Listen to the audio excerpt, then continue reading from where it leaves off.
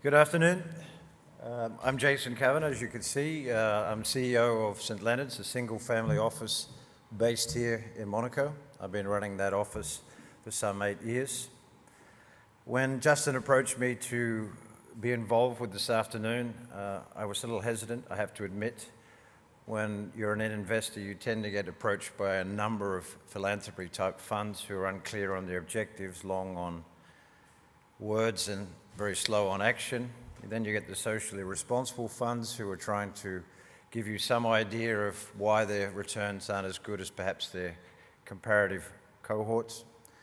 So when he discussed the Sohn concept to me, I thought this is a much clearer idea. It makes more sense to me to be involved. If I like a fund, I invest in it.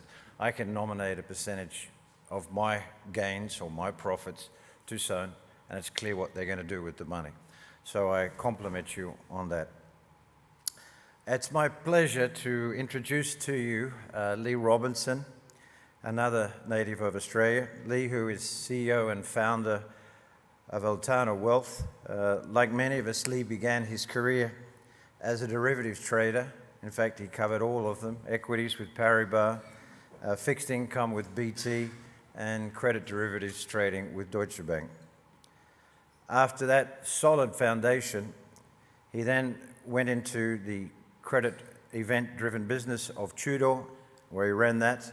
And then in 2001, he moved to Trafalgar as CIO and co-founder. I understand that there was quite a tremendous growth from virtually nothing to almost $3 billion in that period he was with them. And he was somewhat clever in that he managed to sell his shareholding in Trafalgar in April 2008 to Goldman Sachs. And it always makes me happy to read when Goldman Sachs is pissed off about a deal. A year later, or somewhat later, he officially started Atlanta Wealth, which was originally set up to manage his own personal wealth, thanks to Goldman Sachs, with the main aim of delivering real returns. He quickly realized that this approach was going to be fairly similar to many other what families were trying to do, not only here in Monaco, but around the world. And of course, now Atlanta Wealth is an asset management company based in London, and of course, with the affiliate company based here in Monaco. They have officially a UCITS corporate bond fund, which I believe this year, or last year, 2006, they just won the Hedge Fund Industry Award, and the US Director Alignment Strategy, which is also a UCITS fund. Lee's a very active and passionate investor, manager, and advisor. He's not only committed to his firm, Altana Wealth, but his role as an advisor on the angel investing with Monte Carlo Capital here, with his roles for the club investment deals he's put together, and of course, the one that many of us know here, his involvement with Bitcoin. I was sure we would hear more on that, but having just discussed with him, he said he's not going to cover it, but I'm hoping he will change his mind. I think he probably would wish he'd had the chance to do that presentation a month ago, but we will see. Since he's been involved with the hedge fund industry, Lee has generated over $1 billion in gross profits for investors, his investors. So I suggest we listen carefully to what he has to say. Lee.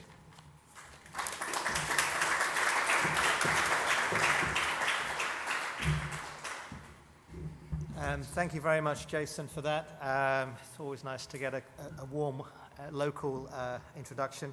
I know a lot of people have said it, but thank you again to Justin for organizing this, for asking me to appear, and everyone at Churchill for making this happen.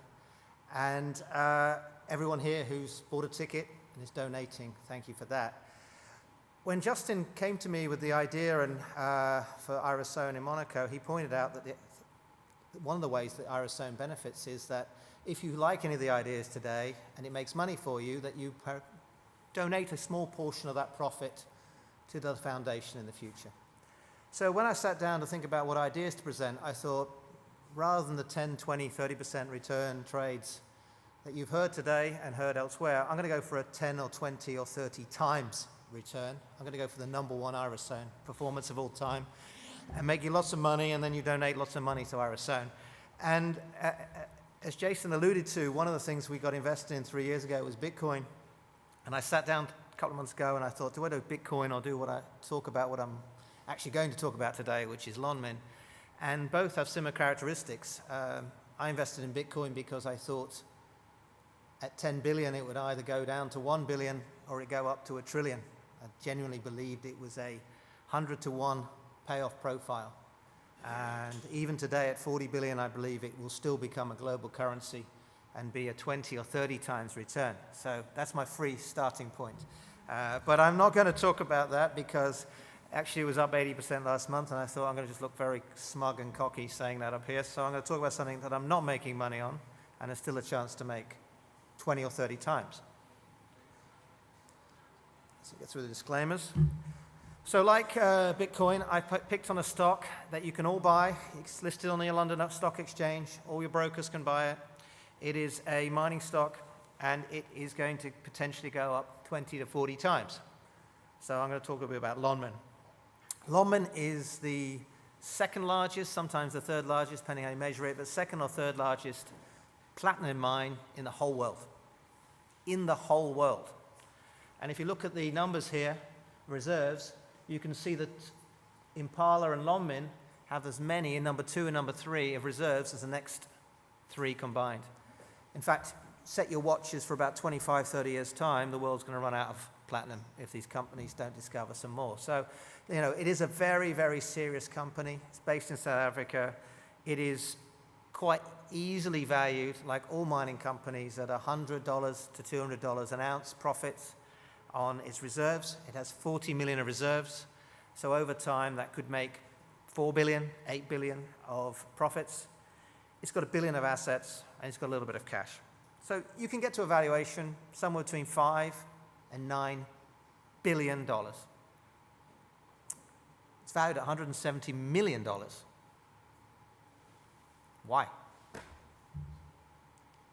Well, let me go back into history. Well, this is the chart. For those of you who can't see it, the peak is £250. It's currently trading at 70 pence, 0.7 of a pound. And you can see a lot of value has been destroyed. In fact, if you go back to October 08, and my PR man said to me, why have you put October and underlined it like a child?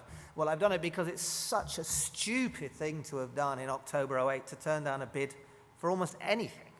I mean, to turn down a bid after Lehman's, after Washington Mutual, after World was virtually falling apart, of $10 billion from your largest shareholder, to turn it down.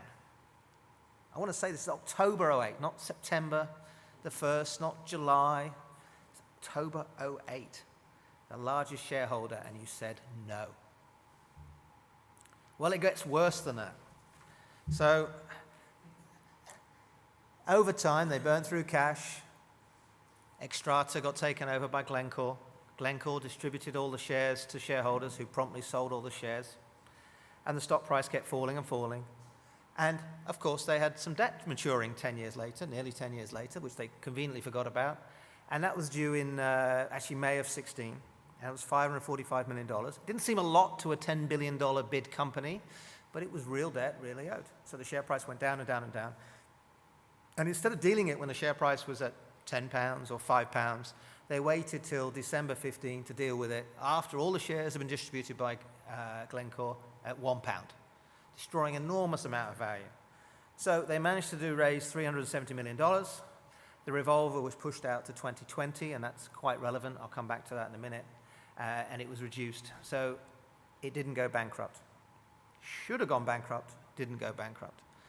In the meantime, there's been, unfortunately, some deaths due to the strikes being badly handled. There was shooting at the strikes, union problems, and a lot of other issues that have not exactly covered the management in glory. So, Lonmin still digs holes in grounds and finds platinum and sells it. Not a lot's actually changed. It hasn't got any debt. Until 2020, actually hasn't drawn down the revolver, doesn't have any debt at all at the moment. And the market tends to look at the price of platinum, which has fallen quite a lot since 2008, and say, well, Lonmin won't make a profit. Well, the problem is the people look at the dollar price of platinum. Lonmin is in South Africa. all its costs, almost all its costs other than energy, are in rand. And since '08, luckily for them, the rand has also gone down a long way. And the mismanagement of Lonmin has almost been as bad as the mismanagement of South Africa as an economy. So their break-even is somewhere around 10,800, 11,300 rand per ounce, which people look at the platinum price at 980 and they look at the wrong thing. And that's another reason why the stock is struggling. So that's the history. There's not a lot of good things to say about it. Where we are today. Why am I interested in the opportunity today? Why will it suddenly change? Why will this car crash of a company not suddenly turn around? Well, first of all, like all good drug addicts, they've realized they've got a problem, and they've realized they've been spending money too quickly, they've been spending too much on capex, and they've realized belatedly that they've got to spend a lot less. They've got to reach out to the unions, they've got to talk to people, they've got to build the relationships with the workers. They can't spend money on stupid mining projects. They've really got to actually make cash and make money. So the management's been upgraded. The CFO hopefully was dropped in one of the mines, but he's certainly gone and won't be back. The unions have been placated by 8% wage rise over 3 years. And as I said before, whilst I still think this management could bankrupt this company, they have at least until May 2020 to do so. So we've got some time. We've got a long time value for this to happen, 3 years. As I've said, the new management's done a lot of good things. They actually have some good key metrics. They actually have enough, they have the mines ready to take 20 months worth of platinum out of the ground, whereas most people are more at 14. So they actually have begun to do some good things. They've reduced the employees by 6,000 down to a more manageable number without everybody going on strike. The government's obviously a big supporter. It's not going to want to go through a bankruptcy process. It's probably going to provide more capital even in 2020. And the biggest shareholder is the South African pension scheme, and they're not going to want to take a big loss and have to explain to all their shareholders, all their pension holders, that they're not going to get paid. So they managed to be quite cash flow neutral in the first half of last year. They look like they're going to be cash flow neutral again this year.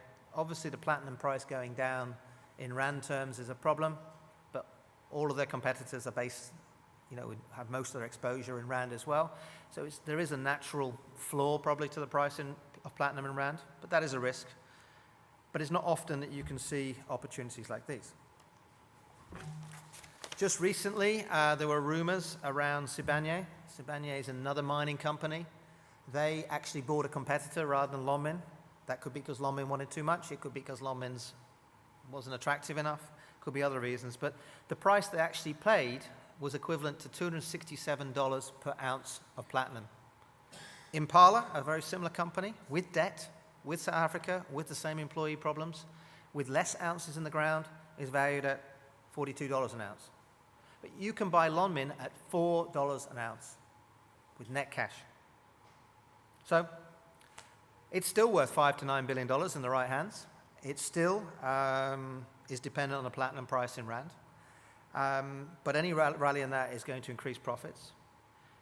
I believe that if it does go back to 50 to 100 times, you're going to make 18 to 30 times your money. I believe that there might be a takeover in the interim, where you may only make a small premium on your money, but there'll be a premium nonetheless, maybe 4 or 5 times.